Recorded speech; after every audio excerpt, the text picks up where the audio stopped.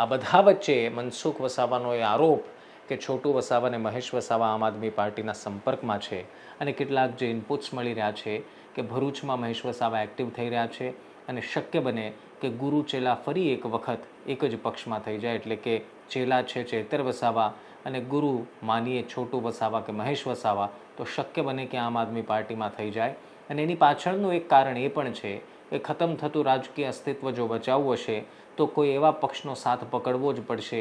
જે એમને આગળ ધક્કો મારી શકે ને એમની નાવને કાંઠે પહોંચાડી શકે. જો કે બીજી એક વાત એ પણ યાદ રાખવી જરૂરી છે કે છોટુ વસાવા કોઈ નાના નેતા નથી. છોટુ વસાવા આજે પણ એક વ્યક્તિ તરીકે અથવા તો એક રાજનેતા તરીકે, એક આદિવાસી નેતા તરીકે એટલું વર્ચસ્વ ધરાવે છે, પરંતુ એટલું પણ નહીં જેટલું પહેલાં હતું.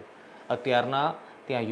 યુવાનોમાં ફેવરિટ થઈ રહ્યા છે ચેતર વસાવા, અને બીજી તરફ મહેશ વસાવા અહીંયાથી ત્યાંથી અહીંયા કૂદકાને ભૂસકા મારી રહ્યા છે પોતાનું અસ્તિત્વ રાજકીય કરિયર બચાવવા માટે. અને બીજી તરફ છે ચેતર વસાવા, જેણે હમણાં જ ચૂંટણીમાં પક્ષને અને આદિવાસી પટ્ટામાં એ સાબિત કરી દીધું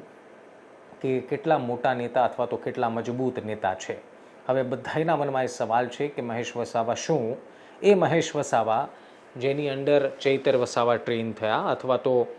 જેની સાથે ચૈતર વસાવા ટ્રેન થયા, હવે બીજા પક્ષના ઓલરેડી ધારાસભ્ય છે, શું એ ધારાસભ્ય સાથે વાતચીત કરીને એક જ પાટલી પર બેસવા માટે તૈયાર થશે? શું એ છોટુ વસાવા જેમણે ચૈતર વસાવાને એક રાજકીય જન્મ, એક લડાયક નેતાની ઓળખ આપી,